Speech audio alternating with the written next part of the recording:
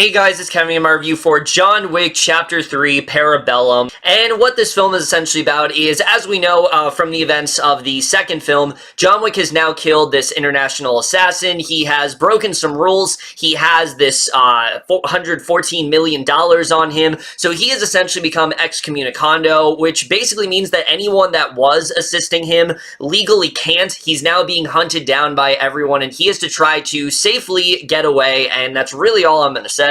So John Wick Chapter 3, I was very excited for this installment. And I mean, up to this point, I have absolutely adored this franchise. I think the first John Wick is such a great, very simple, but a very effective revenge thriller that I think really did surprise everyone. The range that Keanu Reeves shown, I mean, it was just something we hadn't really seen before. And the second one, I don't personally think was as good, but action set piece wise, oh yeah, definitely. And they really have stepped it up more and more within each entry, and I was very excited to see how this film would turn out, especially considering, like I said, the way the second one left off. It really did seem like this was going to be highly unrelenting to another degree, and it absolutely is. This is another fantastic installment from this franchise, and there is many reasons for that, but we're going to get into it right now, starting off with the cast.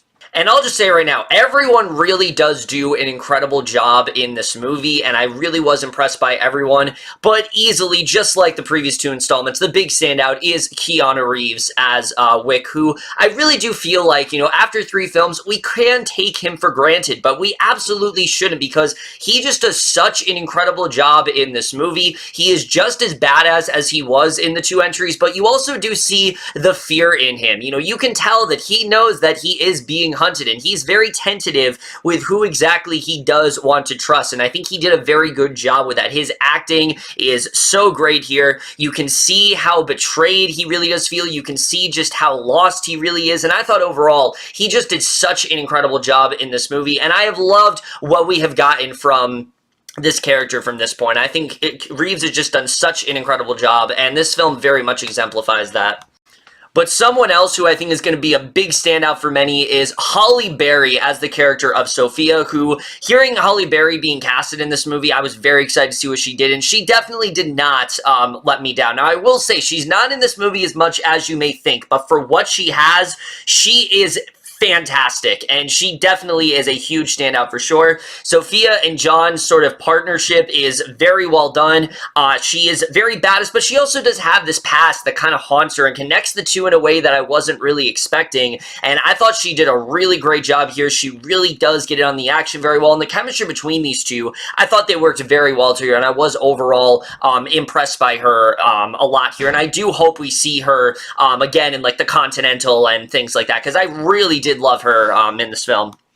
As far as the rest of the cast goes, everyone really does do an incredible job.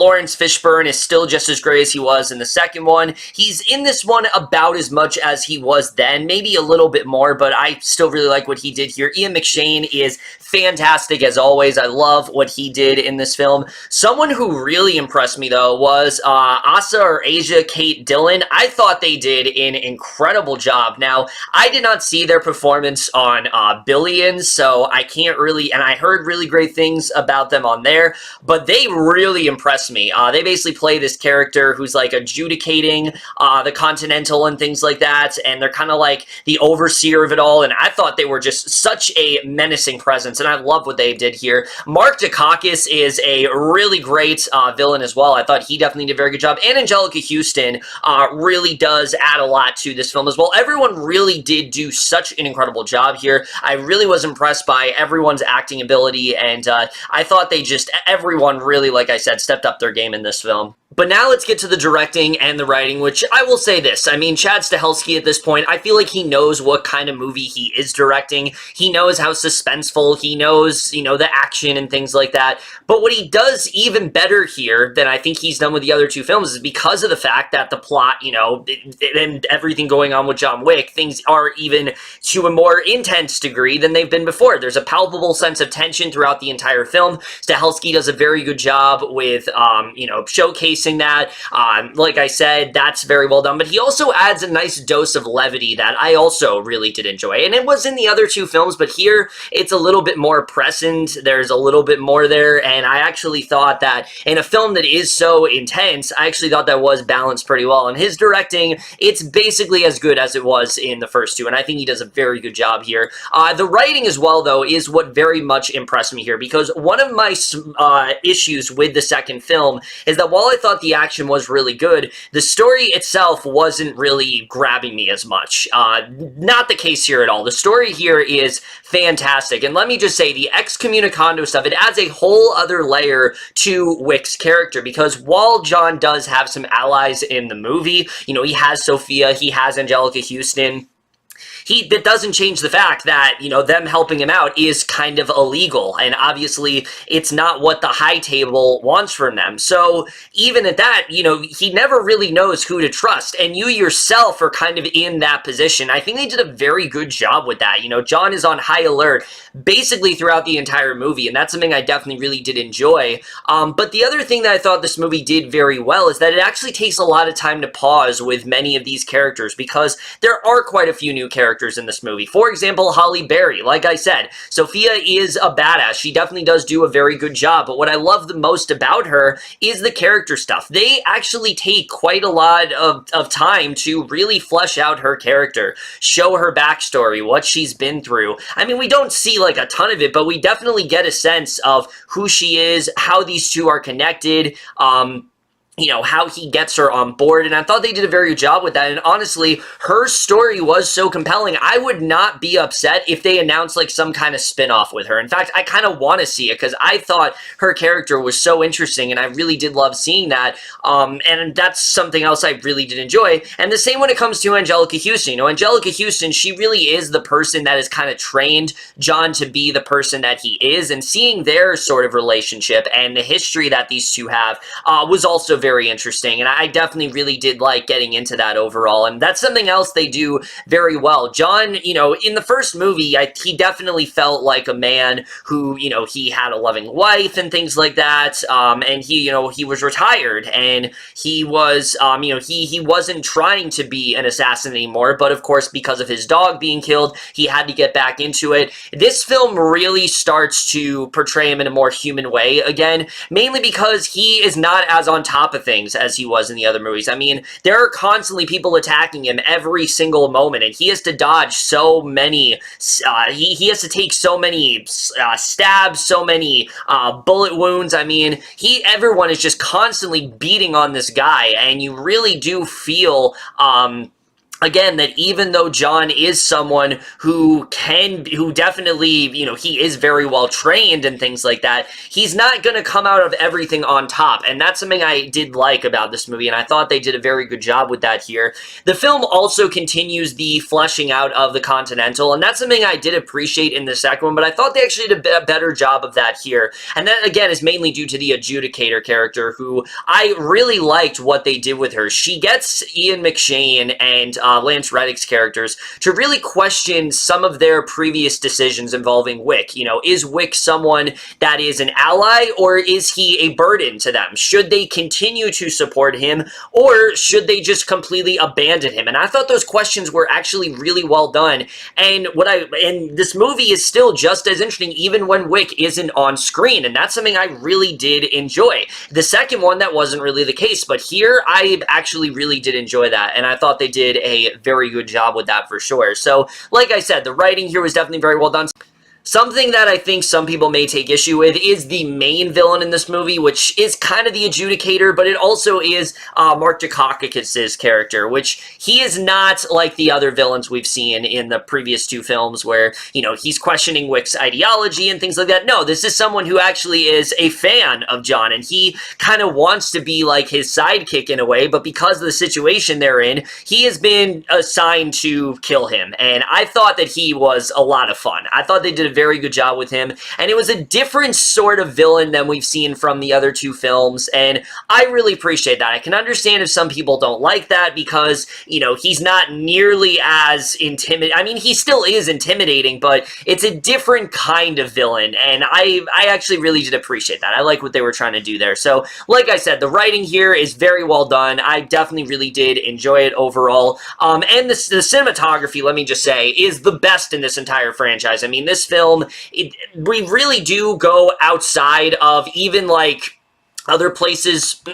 And then, of course, cinematography here, it is fantastic, just like it has been in all the installments, but particularly here, it's very well filmed, especially when it comes to the action sequences. I mean, they are all fantastic, just like the first two films. I mean, some of the best action set pieces you'll see in anything are definitely here, but honestly, I really do think they stepped it up here, and they really have stepped it up considerably in each entry, but here it is on another level, and not just because of the excommunicado, but really, I mean, everyone being after John. I mean, like I said, you really do, you know, feel like you're with him every step of the way. So every kick and every punch, I mean, you feel every second of it. And honestly, there's one in the beginning of the film, you're like, they're not going to be able to top that. But then Halle Berry comes around and she has this fantastic action sequence involving these dogs, and hers might have been the best of the entire movie. But honestly, every action sequence gave me that adrenaline rush. It gave me that sense of fear that they really wanted me to, and that really is credited to just how great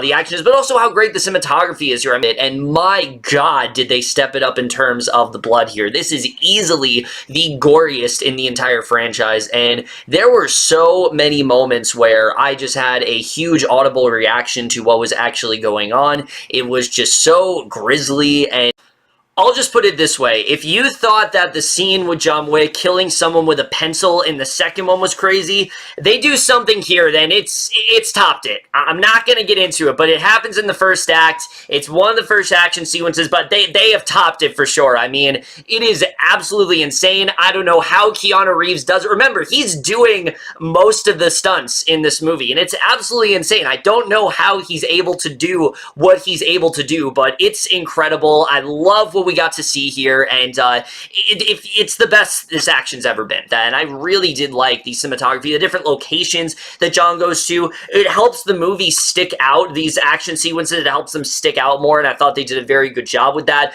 But also the Continental, I mean, it's been great in the other two films, but here, it feels the most prominent it ever has, and I definitely really did enjoy that overall. So yeah, the cinematography is still really great here. The score, I very much did enjoy as well, and the editing, that does lead me to one of my complaints with the film, is that I do think it goes on a little bit too long. There's a point in the third act where you feel like it's going to end, and then it just keeps going, but for the most part, the film was very well edited. Like I said, anytime we cut back to like the Continental or the movie would slow down, it never really dragged me because I was still very interested in what they were talking about when it was, you know, John or Sophia, or John and the director, you know, Anjelica Huston's character. The film is very well paced in that way, and I thought they did a very good job with that. So while I do really love this film overall, there are still a couple flaws that I do think hold this film back for me.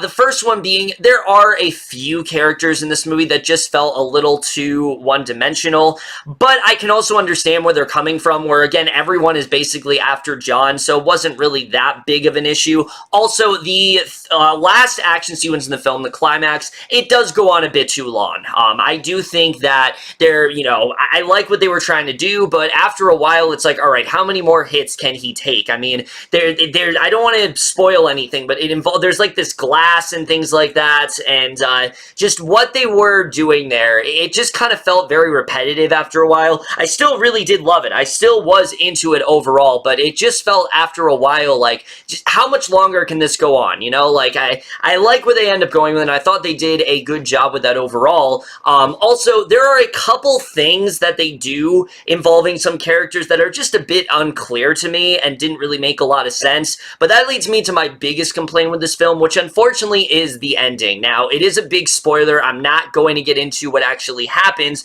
but all I will say is, the way this film wraps up, they make it seem like something has happened. They make it seem definitive. It feels like, all right, that's, you know, this is what's happened. That's it. There's no coming back.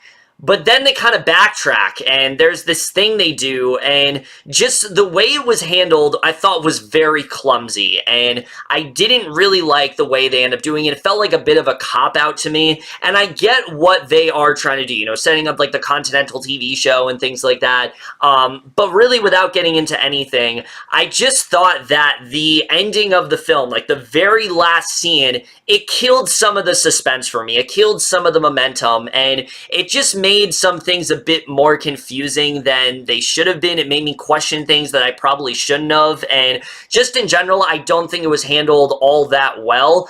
Other than that, though, this is a very well-done sequel. Like I said, John Wick Chapter 3 is just a completely unrelenting, white-knuckled experience. You really do feel like you're there with Keanu Reeves, who is, I think, the best he's ever been in this franchise for sure. Halle Berry is such a great supporting character. I definitely want to see more from her. I would love if they did like a spin-off or something, because I thought she was fantastic. The new characters, Dillon, Anjelica, Huston, they all do a really great job here for sure. The characters are still great, are still really good. The action sequences are at an all-time high for sure. And again, aside from those few flaws, this is definitely a really great sequel, and definitely is what you want in a summer movie. This is such a fantastic action film overall. Just the sequences and things like that are the best they've ever been, and I think if you go into this movie knowing what you are, knowing what you're gonna get, I think you will walk away satisfied overall. This is a very well done sequel, and I'm definitely gonna give John Wick Chapter 3 Parabellum overall in A-. So over, guys, in my review of John Wick Chapter 3 Parabellum. Notice, guys, thought this movie overall, left your thoughts, and we'll see you guys in my next video, and I will see you guys for that. Okay, bye.